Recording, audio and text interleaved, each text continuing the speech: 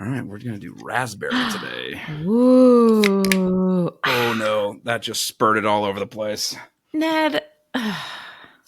Much like, what's his name in this book? Welcome to the Sibs Smut podcast. I'm Ned. I'm Helen. This is a podcast where we read, rate, review, and tell jokes, all while discussing your, but mainly our favorite dirty romance books. Helen, it's very good to see you, considering I just saw you all weekend. I know. We had a family wedding in Kansas Wedding! City. It was so fun. Yeah, I mean, I knew it would be beautiful based on the family member getting married, our cousin's child. But I had way more fun than I expected to. I don't know. I had just as much fun as I thought I was going to. Perfect amount of booze. And when you get a bunch of our family in the same place, it is always going to be a good time. That's very true. And I think it was, it was a great time. We have our super fan cousin, Megan. Shout out to Megan and her friends who religiously listen to Sibs Read Smut. Which crazy super fan smutters. Yeah, they love Smut. They love us. We're doing a good job. Well, I think sometimes I'm like, you and I just like to giggle at our own jokes. I don't think that anybody else thinks it's funny. And I just think that we think it's funny, which is evidenced by we got the giggles in church during the wedding. Mom almost had to sit in between us. Mom, do I need to separate you two? She tried to, but we are too big to be moved. Not just in our rotundness, but also in our adultness. We were like, no, you cannot sit between us. And we didn't let her, and we giggled. We are grown-ups the whole time. We are grown-ups. And shout out to another super fan, Bianca, who made us these lovely swag mugs. Stuff we all get. Yeah. Swag. She's the best, and these are a birthday present to me. And Helen got one too because Bianca didn't want her to feel left out. Because Bianca's the best. We love Bianca. Absolutely. And if you want to be a super fan like our cousin and my good friend Bianca, then hit us up on those socials, the Instagrams, the TikToks, the at Sib Read Smut all over the place. And shoot us an email if you want to be geriatric about it. sibsreadsmut@gmail.com. Mm-hmm. Okay, now on today's podcast, we will be discussing Love Hypothesis by Ali Hazelwood. And Helen and I had both read this one before, but if you haven't read it, go listen to it. It's a little on the tame side, but it's tame, but it's good. And if we will ruin this, so spoiler alert, we will be talking about books in full, beginnings, endings, twists, all fair game. If you haven't read it, I'd suggest doing it before you listen to it, but also just fucking sit back, relax, and let's dive deep into this.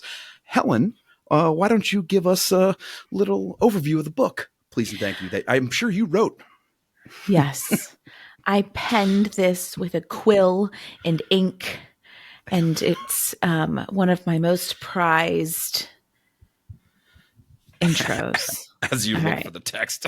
as I can't even find it in my notes. Okay. All right. So here we go. Love Hypothesis by Ali Hazelwood.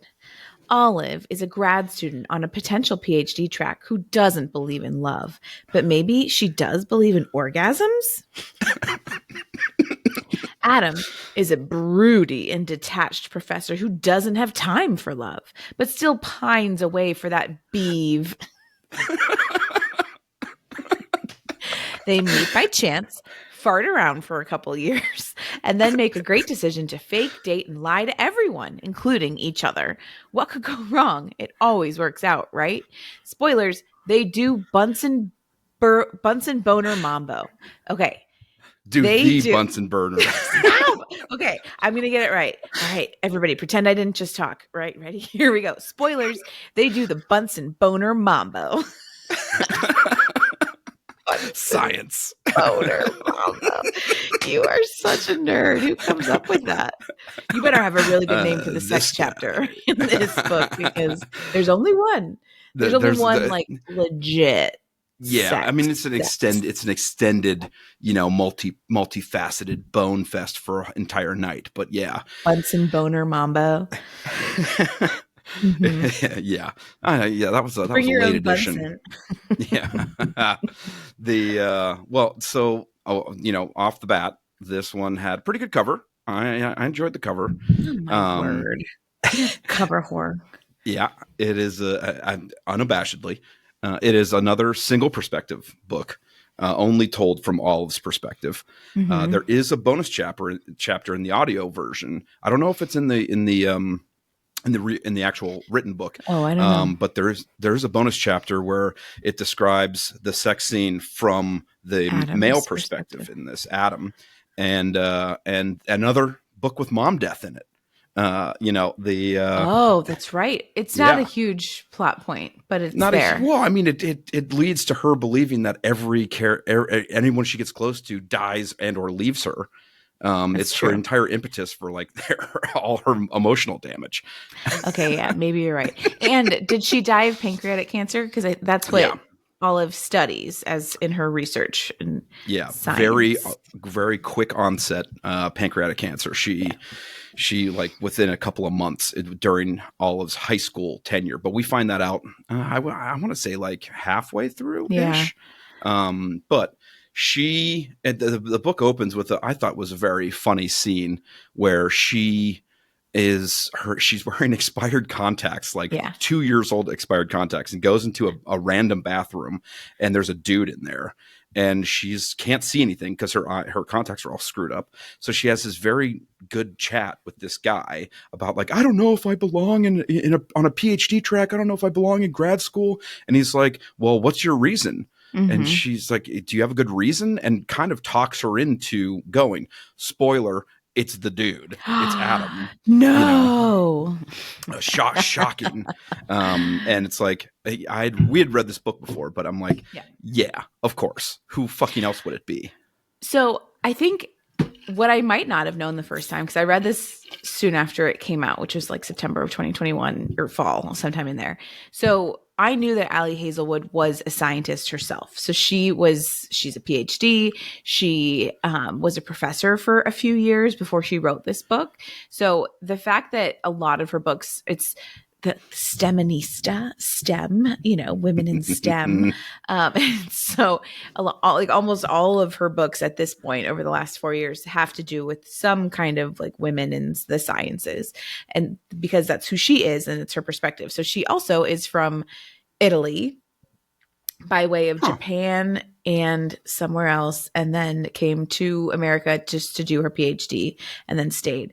And also, interestingly, this is a Raylo fanfiction. This is Star Wars fanfiction. Did you catch that? No. It's on the internet. I'm not making it up. Promise. I would not pull Star Wars out of my butt. It's not written by her or some. Yes. Okay. Also, Ali Hazelwood has no she's not a real person. This is her pen name. And I think because she's like a legitimate scientist, she has never revealed her real name. So she does not say where she teaches. She does not say anything about her. All you know is Ali Hazelwood, Dr. Ali Hazelwood, she's a PhD, is just her pen name. And no one's ever been able to connect like the person to the profile, any of that.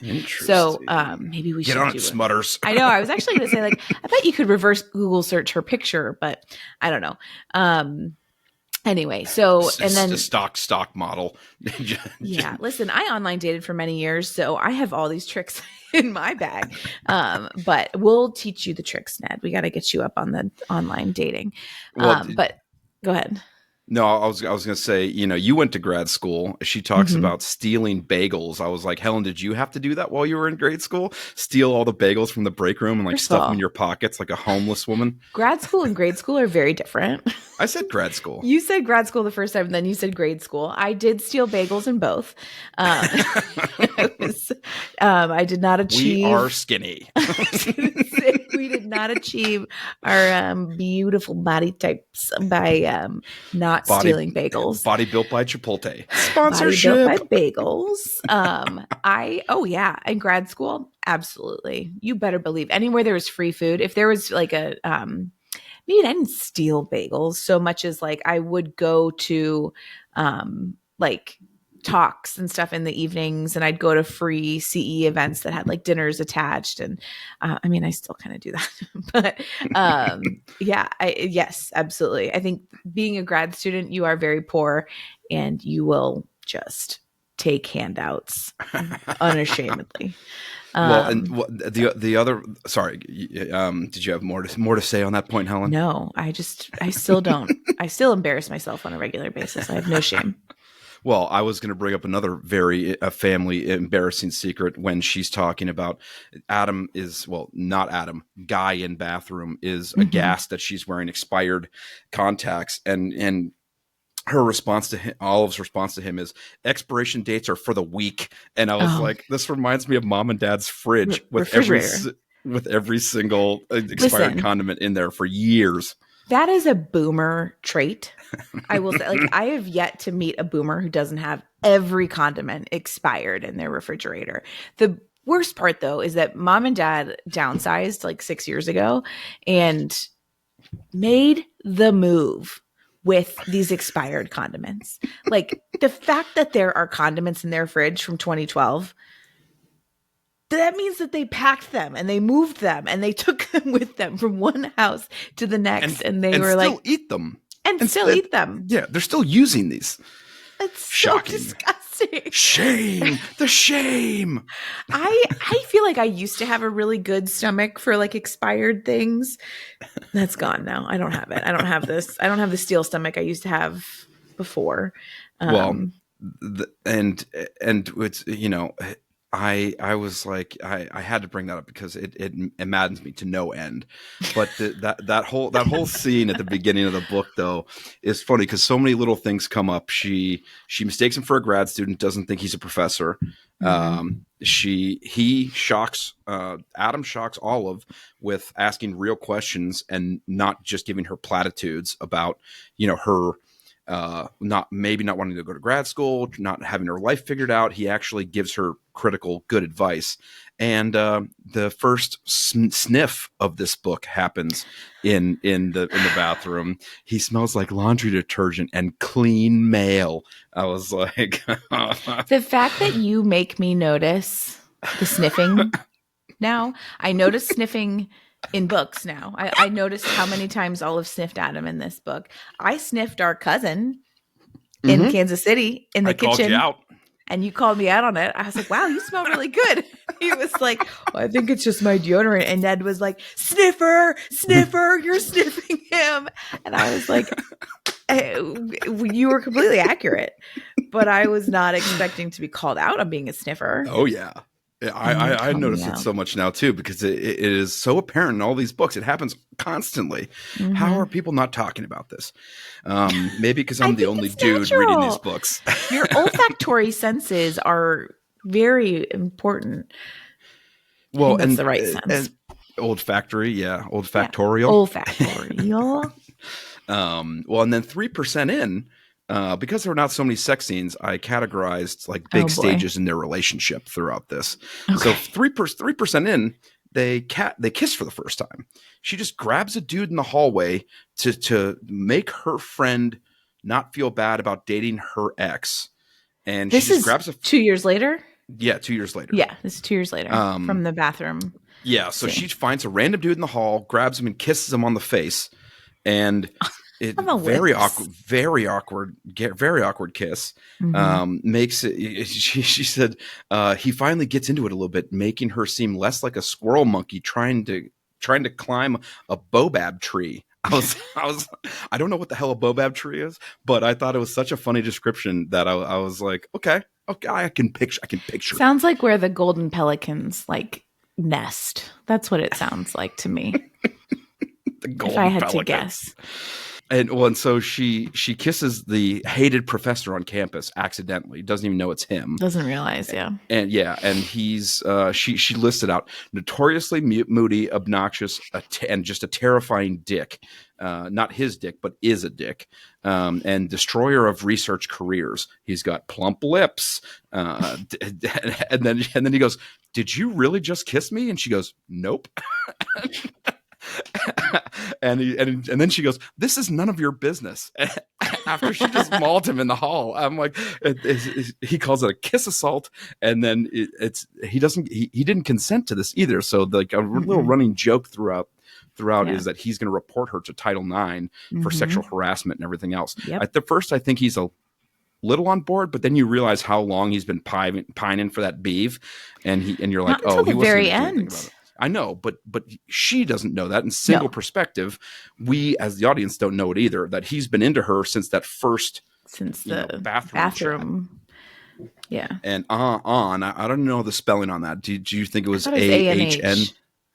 A-N-H? I thought it was A-N-H, but whatever. I went A-H-N, but just that's for us. You people listening don't really need to know how I spelled that in my notes. So let's move on.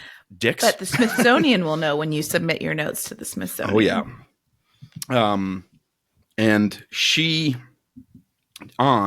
is now falling for Olive's ex-boyfriend, Jeremy. She didn't really like Jeremy all that much. So she's like, yeah, get together. But feels really weird about it and wants Olive to like make sure Olive's okay with it. And so Olive kisses Adam in a way to be like, I've already moved on. I already have another person. Yeah. It's okay for you to go out with Jeremy, which is kind of a ludicrous reason, but she wants her friends to be happy. So, okay, fair enough.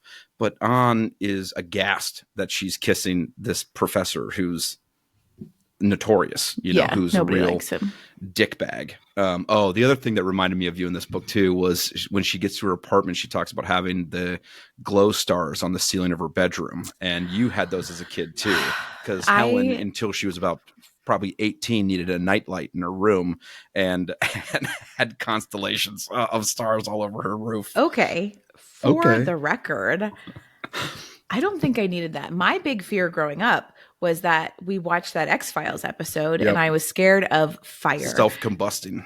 Yeah, just self-combusting. Not self-combusting. It's like instantaneous combustion or something, whatever. Yeah. But yeah, okay. So that was my big fear. I was way too young to watch this X-Files episode with Ned and his friend, and it was all about like I wouldn't go to the bathroom alone. Like I would leave the door open because I was scared if I closed the door, the bathroom would like catch on fire.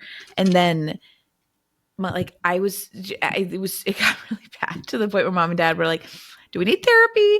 And they finally got like, number 2.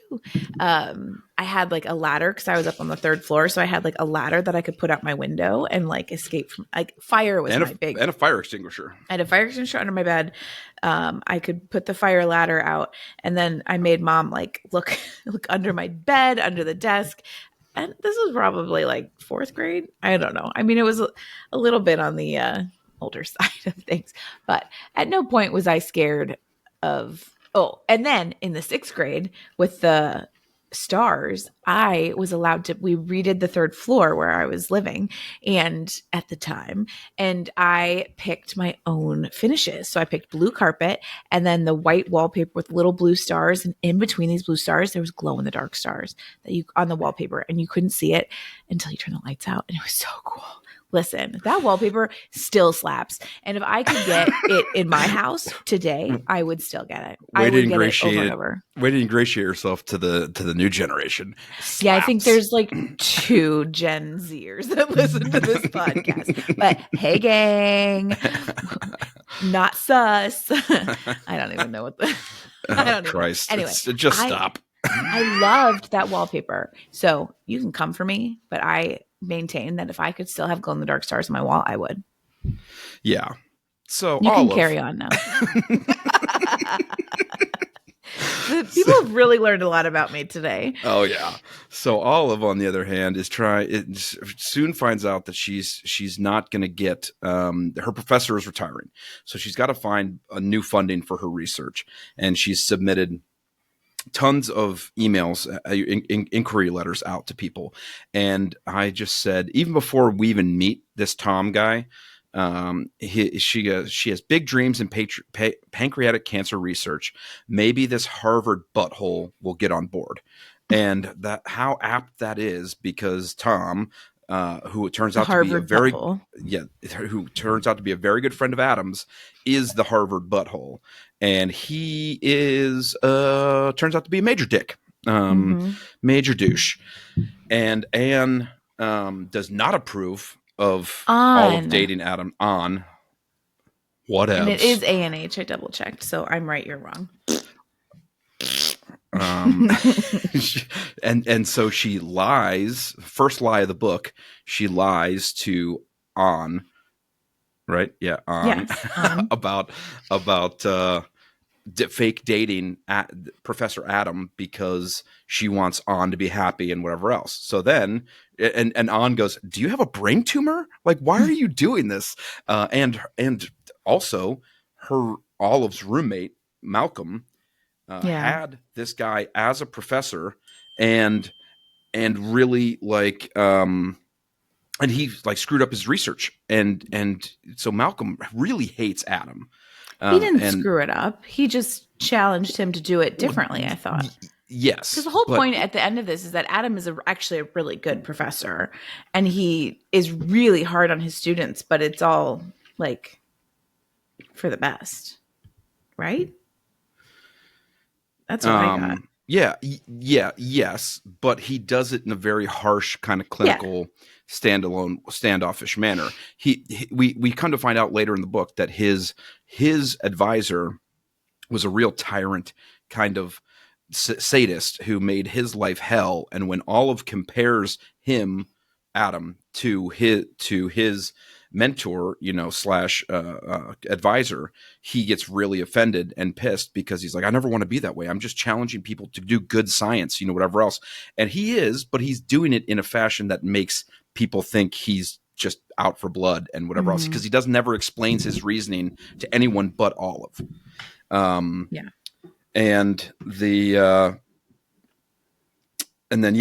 Olive, I think she's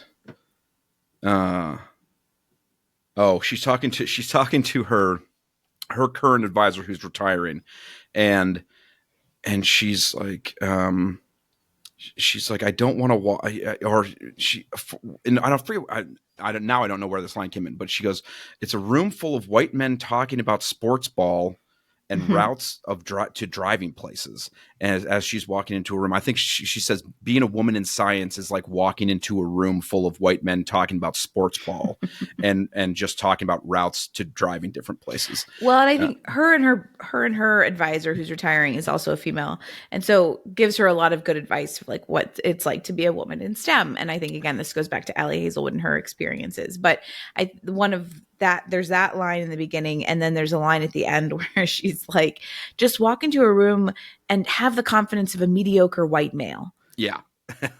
Which is just that fantastic. Line, and I actually think about that line. I think about that line because it's not just this. I mean, obviously it's in this book and it's very well placed, but it's a very common, maybe it comes up twice in this book too. She says it once towards the beginning. Well, the advisor gives her the advice early in the book, and then she recounts it to Adam later in the book as well, which both perfectly placed.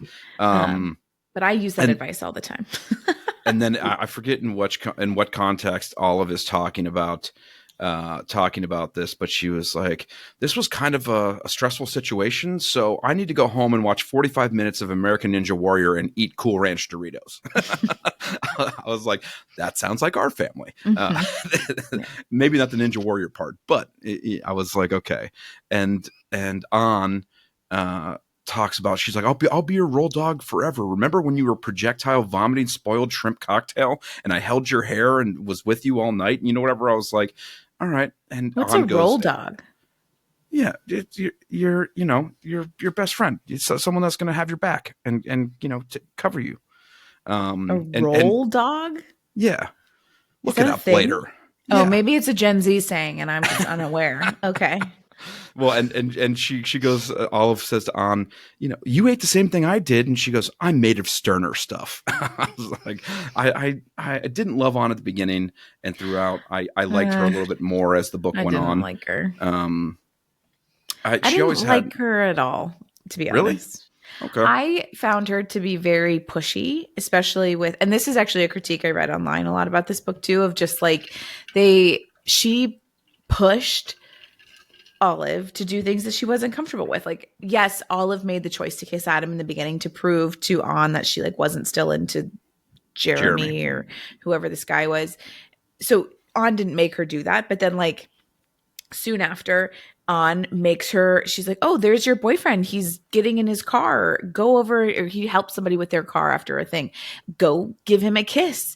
Or, oh, well, there's no more seats in this lecture hall, so just sit on your boyfriend's lap. Yeah. And they were obviously like, the main trope obviously is fake dating in this book. And so like which of course you need an Anne to push the fake dating trope along. I get that.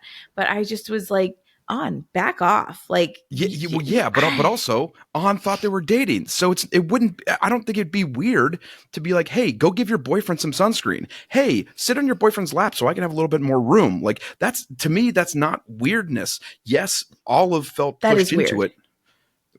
Why? I wouldn't show up at like the pub and there's no chairs, and I'm like, Nana, hop in John's lap.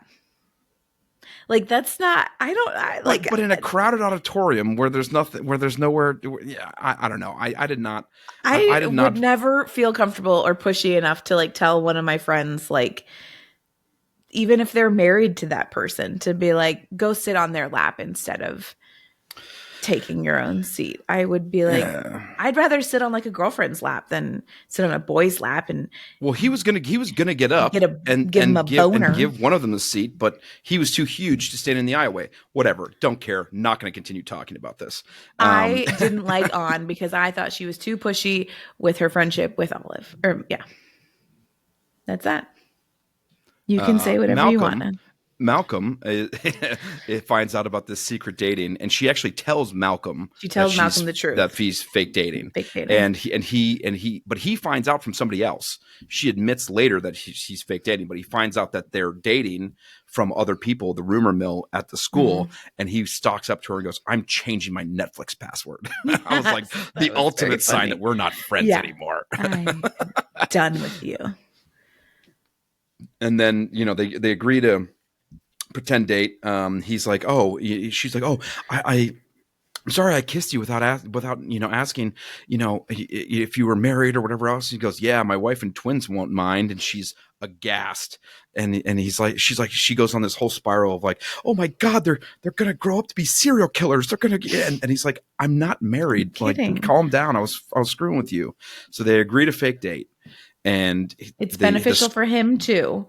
Well, the school thinks he's a flight risk, so he's going to get out of this that he's putting down roots and going to stay at the school. Yeah. And for her, it allows Anne and Jeremy to start dating, and it turns out the side benefits of her dating this dude is like she now doesn't have to fight for microscope time. She doesn't have to fight. No one's stealing her supplies anymore. Mm-hmm. People are actually nice to her, all because she's dating the biggest grump kind of nice in the to department, her, but also like kind of mean to her. Well, the one dude gets pissed when his proposal gets rejected by the guy, he blames and he's a real dickhead. Yeah. But it's like also unjustified bullshit, and she takes that to heart because she, wants people to like her, essentially. But neither of them really date in the first place, so they're like, this could work out for both of us, and all roads seem clear to fake dating. They actually bring up the trope of fake dating while they're coming up with their plan, which I thought was a little fun, and they come up with the rules for each other. Yes. Well, and when they're going, there's like a conference at the end where they force proximity, and he's like, no, I got a double room. And she's like, there's only going to be one bed. And he's like, what are you talking about? I'm showing you the email. It's a double room. There's 2 beds. She's like, this is how romance tropes work. There's only going to be 1 bed. It was really funny. Yeah, there were 2 beds, but it was I have a line later when they go there. That's like, she doesn't want to share a room with him because she's afraid of dumping out in front of him. I was like, That's what hotel lobbies are for. Yeah. Oh yeah. And so they Malcolm is really pissed. She reveals the secret, and he goes, so you're just fake dating, right? You know, to be clear, oral and butt stuff totally count as sex. And I just had to laugh because Malcolm was fun. I did enjoy. He was I a did good enjoy character. Malcolm a little bit. So fake date number one. You know, I thought the fake dates could have been condensed a little bit, or they could have talked about more. I think we saw 3 fake dates in total. Sure. Yeah. They learn about colors and hometowns in the first one. They kind of are easing into each other. And then 20% in fake date 2, she like makes fun of his haircut and snaps at him, snorts and laughs at the same time.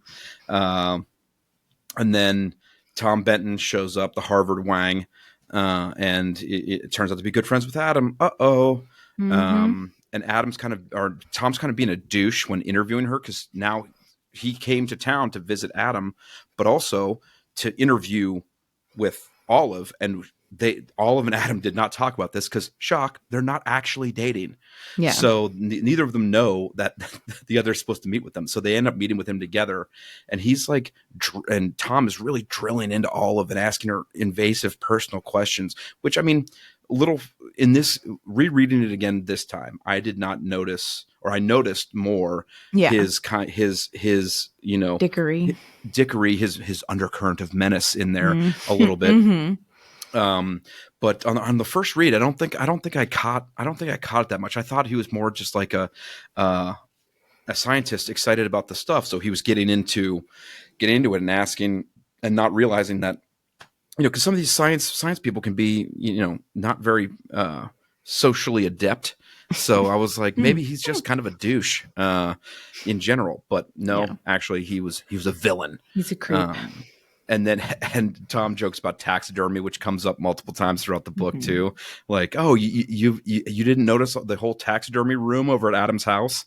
Because, spoiler, they're not actually dating. She's never been to his house. And then the whole seat sitting thing happens, where, you know, your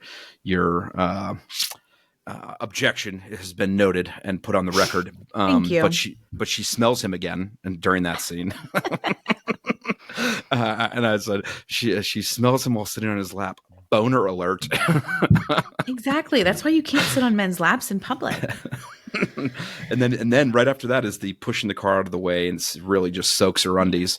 And And then draw dicks on Anne's face. Oh, Anne pressures her to go over there, and Anne goes over there to pressures him to kiss her, or no, pressures her to kiss him. And she's like, I'm totally going to draw dicks on her face tonight. And that just made me laugh. Her internal monologue is very funny in this Olives, which I also love the Olive name. You know, I don't like olives, but I do like the name. Olive is a name. Oh, that's good.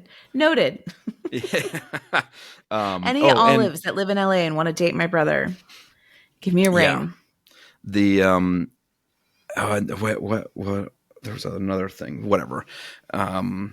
She I don't know if like her character. I don't know. Whatever. At 28% in kiss number 2, another very awkward, you know, parking lot kiss. Cringe. I just wrote cringe. And then Dumb Greg yells at her, as we were talking about. He's not happy that she's dating Adam. Takes their relationship out on her because Adam questioned his proposal and whatever else, and he needs to get a job with his wife and blah blah blah. And she takes it super personal. You know, as I was reading through my notes now, looking back, I'm like, oh man, it's all from her perspective, whatever else. I did not get that feeling while actually reading the book. I did not mind the single perspective while reading this, unlike other books that we've read where I'm kind of like, oh, the internal monologue is just same stuff over and over again. I did not get that during this book. Reading my notes back, it might seem that way, but that you didn't like it. I didn't like it, but I actually did not mind throughout this entire book. So if my notes come across that way, people, take it with a grain of fucking salt. We'll just take it up with the Smithsonian when we submit these at the end of the season. 32% in was the Frisbee eye fucking. She lubes him up with a gallon of some sunscreen. Very responsible. On again, just dumps her a whole bucket of sunscreen in her hands. She doesn't know what to do with it, so On's like, "Oh, rub it on him." And he's running around shirtless at this. Yeah, playing. It's like a picnic for the company. Department. It's a school picnic. Yeah, yeah. So it's their like department picnic, and it's outdoors. And she shows up with her friends, and then she's like looking for Adam, and he's like playing ultimate frisbee with people, and he's shirtless and running. And because this was Star Wars, Kylo Ren. Rio. Anyway, well, there's Kylo Ren. So it's fan fiction, Star Wars fan fiction between Kylo Ren and the girl whose name I forget. I'm not a Star Wars girly, but all I can imagine is Adam from Girls. What's his name? Not Adam Driver as Adam. That's Kylo Ren. Yes, that's what I'm saying. That it's written as Kylo Ren fan fiction. So, and she names the character Adam, and Adam Driver plays Kylo Ren. So, all I'm seeing is Adam Driver as the main character in this novel. Do you agree or no? Sure. So when he's running around shirtless at this picnic, I just imagine Adam Driver running around shirtless. I just thought, amorphous blob for his entire upper body. What? Did not think about it at all. You're out of your mind. It comes out too that Adam hates chocolate, so clearly he's Satan. And then she opens up about her mom in the break room, like they're in the break room at school, and mom died in high school. She gives Adam a little more context about a little more context about her early life, and it's like okay, and then what she at about halfway through she starts realizing, oh, Adam might just be the guy that I talked to in the bathroom. And she's like, oh, whatever. And, they do his overuse of smartass. Like that was his like kind of nickname for her, which that was stupid. I did not love that. It felt a little forced. Like there's tropes in these books where like, oh, no other girl treats me like that. Like she's the only one that actually like talks to me that like gives it back, and that's what that kind of felt like. Yeah. It's like, oh, she's actually willing to have a conversation with me and be snarky, and he loves that. That tickles his dick. Blows his skirt up.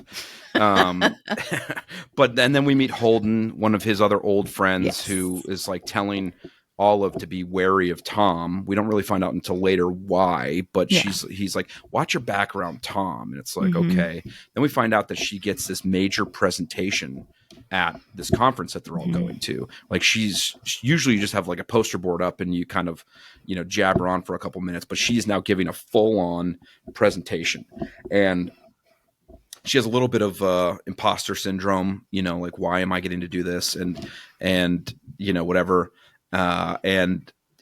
She's like, she brings up her fears with Adam, and throughout this whole book, he is very, I'm not going to solve your problems. I'm listening to you. I'm validating your feelings about this, which I thought was, not a different pace, because most of these guys at least evolve into that if they don't already have that in them already.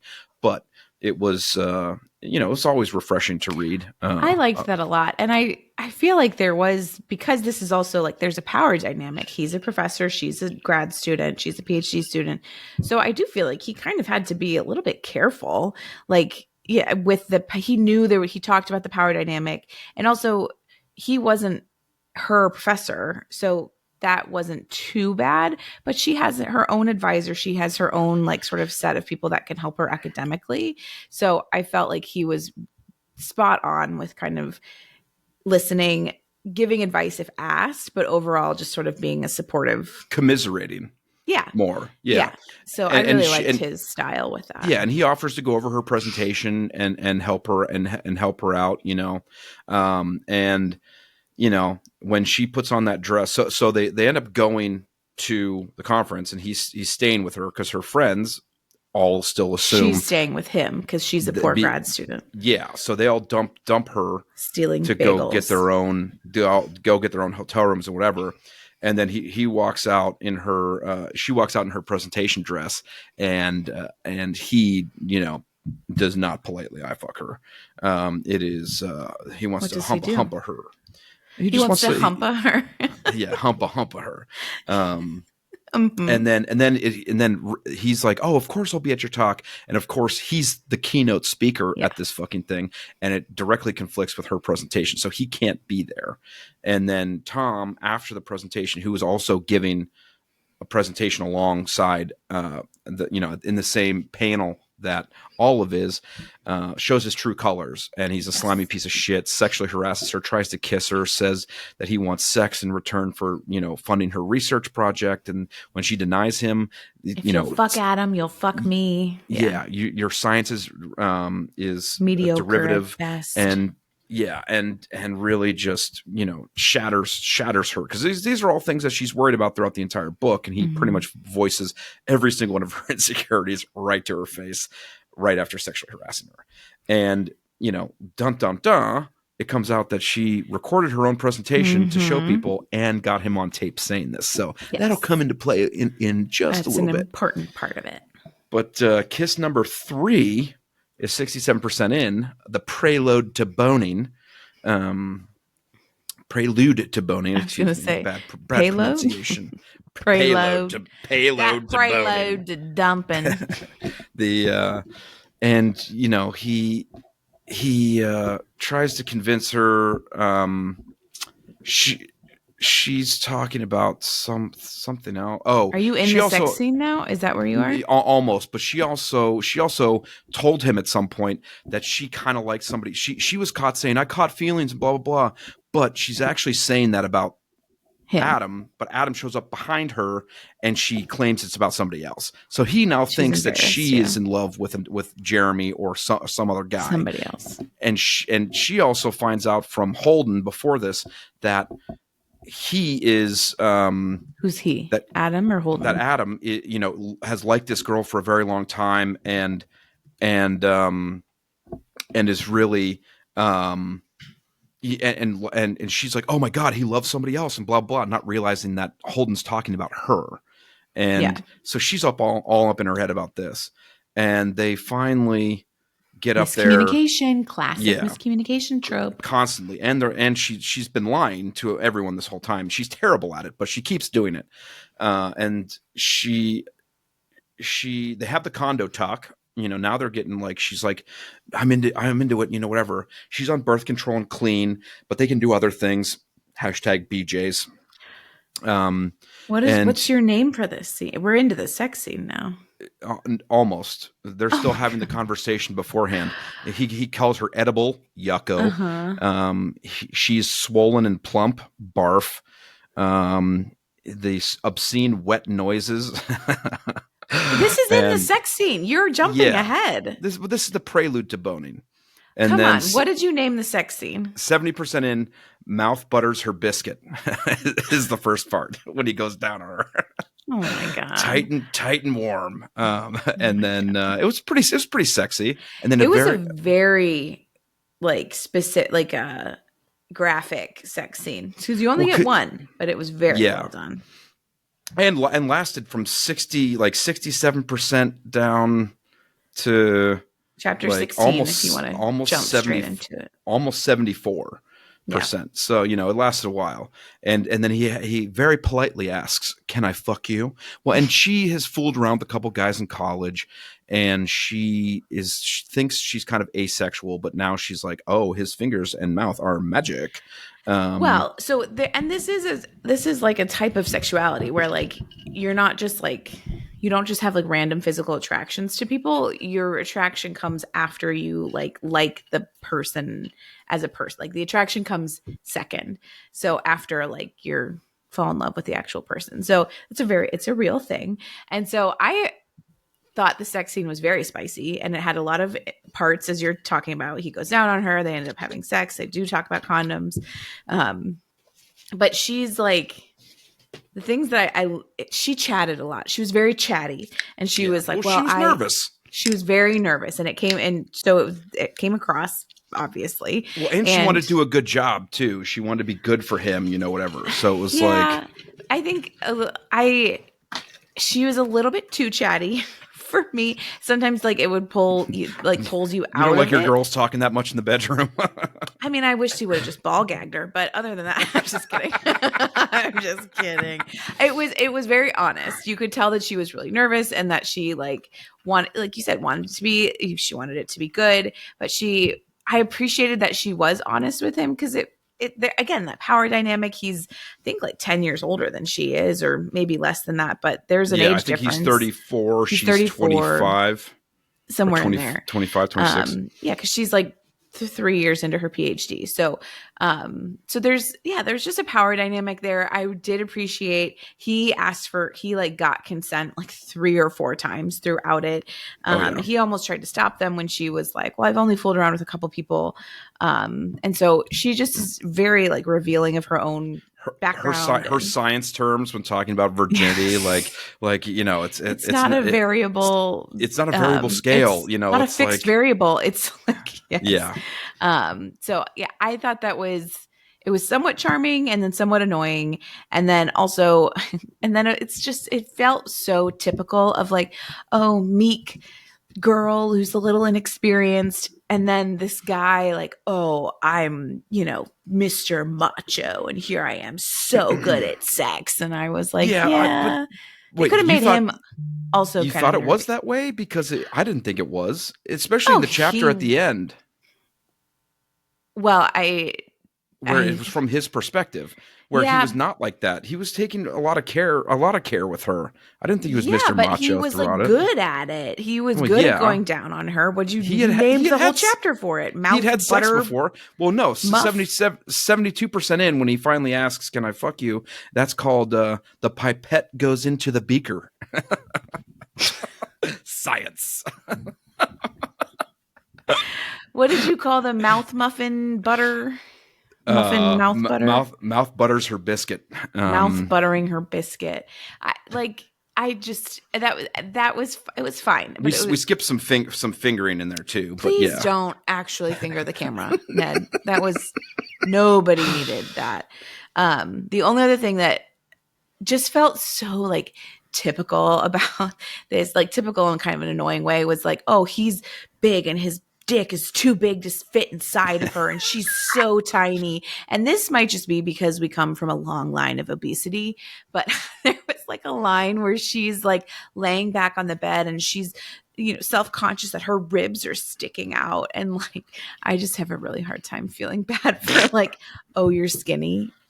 Oh, well, the one that, and I right, as a social worker, I need to be respectful. Everybody has body issues and whatever, but then being a chubby person, I'm get fucked. All right, nobody cares about that. And so then she's oh, I'm too skinny, my ribs are sticking out, and then also my pussy is too small for his big dick, and I was just yeah. Well, and then 74% in the mouth science down under, she talks about her inexperience while mouth sexing him. Oh yeah. And it's am I doing this good? Is this good for you? It's shut up and suck it. Kinda, yeah. Pretty much. Well, and so post-coital, that he talks about his childhood and my parents were distant. I had a lot of au pairs. We moved around a lot. Holden was his only friend, and then he met Tom, and Tom is using this conference to be, and Adam's being a little duplicitous about this too. He's using the conference to interview at Harvard, so he is actually thinking about moving. We find out that it's probably Stanford.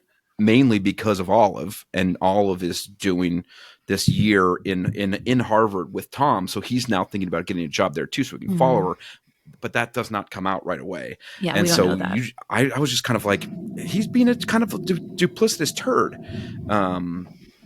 And then Malcolm sleeps with Holden, and they're and he calls him a sweet filthy beast, and they're banging around a whole bunch. Adam, the whole reason that another part of the reason why he was a flight risk was because Stanford was withholding his funds that he needed. The For funds get research. released, so now he can stay, but he's Yeah. still interviewing at Harvard or whatever else. And all of us assume he's in love with someone else and blah, blah. I'm like, just talk to each other for fuck's sake. Yeah. That got a little old. The lying and the assuming what the other person's thinking. I'm like, Jesus Christ. And she's really laying the martyr thing on thick too. Like, I'm gonna break up with him for his own good and blah blah blah. It's like, shut up. This is dumb. And then Malcolm took Hudson to dinner, ran into his family, so they had like a really fake cute family function. And they 69 like the world was about to end. That was great. Which just made me laugh. And then her friends find Tom's recording, accidental recording of him being a dick. So Olive had told Adam, like, I heard people after my talk saying that my talk was shitty and not good, and he was like, that's terrible, we should report them to the committee for the conference and all of this stuff. And she was like, no, I don't want to. So she's kind of keeping that from Adam as well, part of this whole duplicitous secret stuff. And so until she realizes that she actually has it recorded, which is later, that she didn't feel comfortable like telling anybody or doing anything. Then her friends find the recording, and then it sort of puts everything into motion. And the friends kind of go, who you need to ask whether or not you should tell Adam about this is Hudson. Holden. So she Holden. You're so good with names. I wrote it down wrong throughout this entire document. So he talks about, Holden ends up talking about the fact that he thinks Tom is behind all the pain that Adam suffered during grad school and whatever else, and how that's why he was saying be protective. And she doesn't come right out and tell Holden what he has, what the recording that she has, but he's like, Adam needs to have this information to make an informed decision on what he needs to do. We're all fucking scientists. You need all the information, even if you don't like the information. Yeah. So she has a breakdown in her Uber, which I thought was great. The Uber driver interaction was great. She was like, the Uber driver's like, well, do you have to do this? And she's like, no. She's like, can you burn your fingertips off and join the witness protection program? She goes, no, I'm Canadian. Then she's like, well, you probably have to. Can you live with the consequences if you don't do this? And she goes, no. And then he's like, get out of my car. Yeah. I won't charge you for the free therapy. So that was great. And then she confronts, she's talking with Adam and going to play the recording, and Tom confronts her kind of like, oh, get out of here, whatever. And then she just plays the recording, and Adam flips out and jams Tom up against the wall, and it's great. And it's like exactly what you want from a reaction. And you finally got some violence. All the Harvard bigwigs are there. Yeah, so at the interview dinner. Yeah, at the interview dinner. So they're like, whoa, my God, Adam, what's going on? Blah, blah, blah, blah. So they end up going their separate ways. And he's like, I'll speak to you tomorrow. And they're on planes getting back to California and everything else. And she doesn't talk to him for like 18 hours or whatever, and doesn't know how any of this turned out. And lo and behold, Adam gave them the recording. Tom's getting fired. Whoop, whoop. And, everything's pretty much blowing up Tom's world, which is phenomenal. Adam decides he's not going to go to Harvard. He's going to stay there because also with the blowing up of that job means that she's not going to Harvard either. Yeah. So she's got a bunch of other contacts now that her presentation went so well that everyone wants to work with her now. And then Adam, Holden, Malcolm, and Olive all go out to dinner. And it turns out that Malcolm and Adam have a lot in common. They both think that pumpkin spice is Satan's dandruff, harbinger of the apocalypse, and tastes like ass, not in the good way. That was a funny And then Olive, like 92% in, Olive admits that she loves him in a very convoluted, spurt of consciousness, stream of consciousness, idiocy, which seems to be her entire, like speaking format. And he had said, like, when he and Tom were fighting at that restaurant in Boston, he was like, how dare you say that to the woman that I love, or something. Yeah, so he dropped it. Slips out there too. Yeah. He dropped it at least that time before they'd have, and before they were technically not together at that point in time, because she had broken up with him so that he could follow his dreams to work with Tom on the East Coast and find this other woman that he loved. And then they finally like sort everything out. But before they sort everything out, he goes, "How dare you say that about the woman I love?" Well, and then the epilogue. 1 year later, they kiss. It's weird. They kiss in the same spot. They recreate their kiss from the very beginning of the book, which is fucking weird and stupid, and I don't even know why it's there. I guess maybe just to show that they're together a year later. Judgy tonight, yeah. And then there's a very cool interview with Ali Hazelwood at the end, talking about her time in STEM and kind of how she got the she has a whole series of STEM books too that came out. STEMiny Stas. And that was a very cool chapter. And then the bonus chap of Adam's perspective of the sex scene. So 96%, all of the sex scenes from his perspective. Yeah. All the sex scenes, meaning the one in the extended. One in the book. Yeah. But, so we kind of mentioned it at the top, but where would you rate this on the Smutometer? Tame plus. Tame because there's only one sex scene. And there's a lot of build up to it. But then the actual sex scene is the plus sign, because that was a scene. It's pretty spicy. It's an explicit, very real. I'd go medium minus, I think. Oh, okay. That wasn't an option. Neither was Tame plus. Whatever. Yeah. Whatever. Yeah. The one sex scene that wasn't here, phenomenal. Does it qualify as smut? No, romance. Yeah, sure. I would say it's very classically romance. I mean, it has all the key tropes, but yeah, fake dating, grumpy sunshine, miscommunication, only one bed, forced proximity, workplace romance. It hits a lot of tropes. Yeah, but not smut.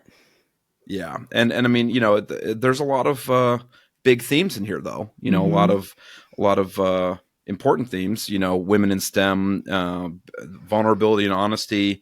Emotional growth. There's a lot of sexual harassment. Title IX.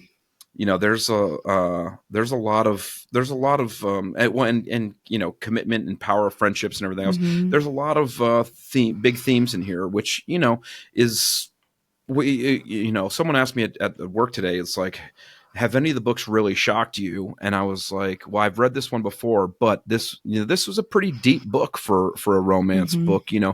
Deep in the way of science. There's a lot of science talk in it. There's a lot of complexities of the workplace. There's a lot of, power imbalances.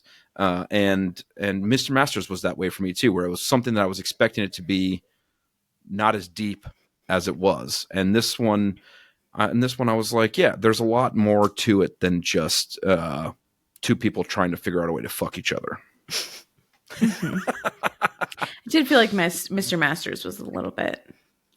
Well, I mean, there's a lot more raunch in Mr. Masters, but there was more depth than I was expecting. Is my point? Yeah. Okay. Yeah. It was surprising for me in that way. Is that never having read it before, I was shocked at what it actually ended up being instead of what I thought it was going to be. Yeah. So we, age old question: would you recommend this book? In a heartbeat. And I have, and I will again. And it's phenomenal. I went on Goodreads today just to see. I have read every single Ali Hazelwood except for the one that came out 2 weeks ago, and I did just get that. Just came through on the library, so I will be. The diving one? No, Deep End was last year, or it was last year. No, Problematic. It's the Not in Love #2. So it's like I don't have my phone on me. The Problematic Summer or something. It's like a very beachy cover. Whoa. Beachy cover. Do you know what we are reading next week? No. We are reading, and this is one I have not read yet. Elsie Silver. Yes. I did it. Do you remember the title? Heartless. Heartless by Elsie Silver is our next read. I have not read this one. Have you? No. So this is the Chestnut Springs series, and this is actually book number 2. Yeah. And we don't usually try to keep to the first of series if we're reading them, but I've already read the first of the series and I didn't want to read it again. And this one's higher rated, so we're reading number 2 in the series. It topped out on a couple different lists of very smutty novels. So since neither of us have actually read it before, our spice level is TBD. We will TBD. let you know. We will tee that up for next time. But if you are liking our bullshit, please read, rate, review, subscribe, do all that bullshit. Generally shower us with praise and not herpes. Not the herp, not the herp. Good addendum, Helen. Thank you. Thanks. I want to be specific. Thanks for chiming in there. That was perfect. I wanted to add a little flavor. Once again, we are reading Heartless by Elsie Silver next week. Tune in, and thank you for listening, smutters. Stay smutty. Stay smutty. Not salute. Salute. Salute your shorts. Smutters. Smuttresses. Smutties.